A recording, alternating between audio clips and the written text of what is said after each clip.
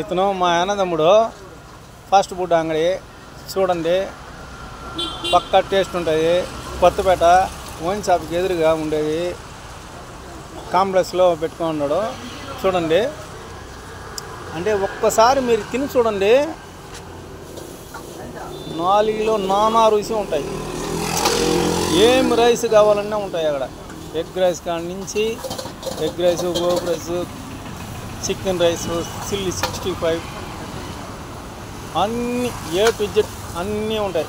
ఒక అన్న కూడా ఉండే వీళ్ళ అసిస్టెంట్ చూడండి.